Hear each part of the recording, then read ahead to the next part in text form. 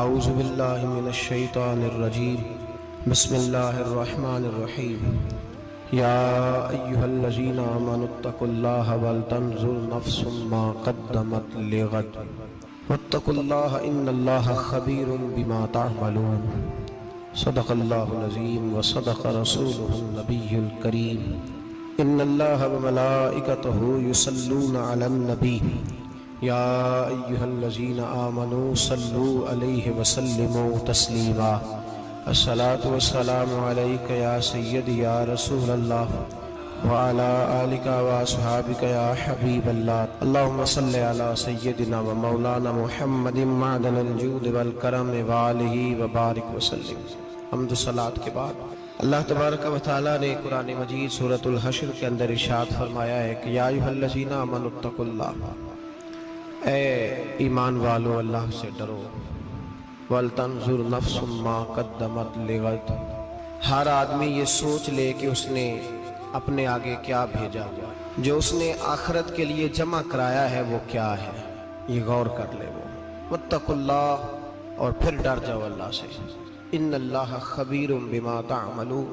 فرمایا تم جتنے مرضی پردے ڈالتے پھرو، تمہارے رب کو تمہارے تمام کاموں کی خبر ہے، اسے پتہ ہے تم کیا کرتے ہو، وہ جانتا ہے۔ عزیز دوستو، بزرگوں اور بھائیوں، قرآن مجید نے دو چیزوں پر بڑا زور دیا ہے، ایک اللہ کو ماننا، اور اللہ کو ماننے کا مطلب ہے نبی پاک کو بھی ماننا، اللہ کو ماننے کا مطلب ہے کتابوں کو بھی ماننا، قرآن پاک کو بھی ماننا۔ لیکن دو باتیں آپ کو زیادہ ملیں گی، ایک ایمان، اور اس کے بعد سب سے زیادہ زور ہے ایمان بالآخرت پر، آخرت کو مانو۔ وَمِنَ النَّاسِ مَن يَقُولُ آمَنَّا بِاللَّهِ وَبِالْيَوْمِ الْآخِرِ وَمَا هُمْ بِمُؤْمِنِينَ، اللہ فرماتے ہیں کچھ لوگوں کا دعویٰ ہے کہ ہم اللہ اور آخرت پر ایمان رکھتے ہیں، حالانکہ وہ ایمان نہیں رکھتے، دعویٰ کرتے ہیں، نفاق کا مظاہرہ کرتے ہیں، منافقت کرتے ہیں۔ جو اللہ کو ماننے والا ہوتا ہے اس کا رنگ اور ہوتا ہے، جس کو پتہ ہوتا ہے قیامت کے دن اللہ کے حضور کھڑے ہونا ہے، اس کے اعمال یہ نہیں مانتے، کہتے ہیں ہم مانتے ہیں، پر مانتے، دعویٰ ہے کہ ہم مانتے ہیں آخرت کو بھی اور اللہ کو بھی، پر نہیں مانتے۔ قیامت قائم ہونا ضروری ہے، اگر وقوع قیامت نہ ہو تو ظالم کی تو موجیں لگ گئیں، جابر تو موج کرے گا، فاسق اور فاجر تو کہیں گے دنیا میں بھی ہم اپنے اقتدار کے زور پر جیتے رہے، آج بھی ہمیں پوچھنے والا کوئی نہیں۔ عقلاً نقلاً قیامت کا قائم ہونا ضروری ہے۔ قیامت قائم ہوگی تو مظلوم کو اس کے ظلم پر داد رسی کی جائے گی اور ظالم کو سزا ملے گی۔ ایک آدمی ساری زندگی دنیا کے اندر لوٹ مار کرتا رہا، دھوکہ فریب فراڈ کرتا رہا، اس کی راتیں شراب و کباب میں گزر گئیں، وہ مرے اور بات ختم ہو گئی، ٹھیک ہے موج کر کے چلا گیا۔ ایک آدمی ساری زندگی اس نے اللہ تبارک و تعالیٰ کی رضا کے لیے اپنی نظر کی حفاظت کی، زبان کی حفاظت کی، یہاں تک کہ دل کی بھی حفاظت کی، وہ بھی مرے تو معاملہ ختم ہو گیا۔ اس طرح تو پھر سرکش کا کچھ بنے گا ہی نہیں، نظام زندگی ساری اس کی سوچ ختم ہو کے رہ جائے گی اگر قیامت قائم نہیں ہوتی۔ قیامت کا قائم ہونا حق ہے، اس لیے قرآن مجید نے ایک جگہ پہ نہیں 20 جگہ پہ یہ بیان فرمایا ہے کہ قیامت ضرور قائم ہے، قیامت،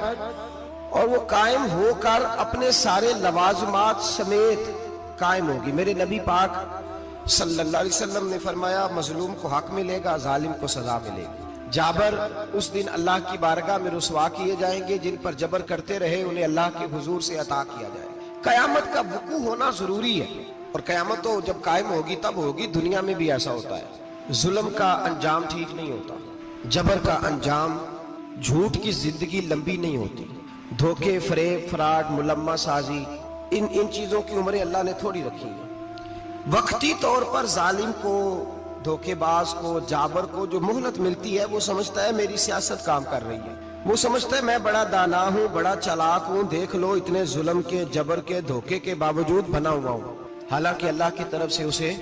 مہلت ملتی ہے اور بڑا ہی مہربان ہے۔ مہلت اس طرح دیتا ہے کہ میرے نبی پاک علیہ السلام نے فرمایا جب میرا مسلمان نیکی کرتا ہے تو اللہ فرشتوں سے فرماتا ہے 70 گنا بڑھا کے لکھ لو اس کی نیکی، 70 گنا، اور جب گناہ کرتا ہے تو اللہ فرماتا ہے ٹھہر جاؤ ابھی لکھنا نہ، اسے ٹائم دو۔ یا اللہ کتنا؟ فرمایا 24 گھنٹے تو دو، ہو سکتا ہے توبہ کر لے، یہ اس کی مہربانی ہے۔ اب وہ جو اللہ نے مہلت دی ہے نا کہ شاید توبہ کر لے،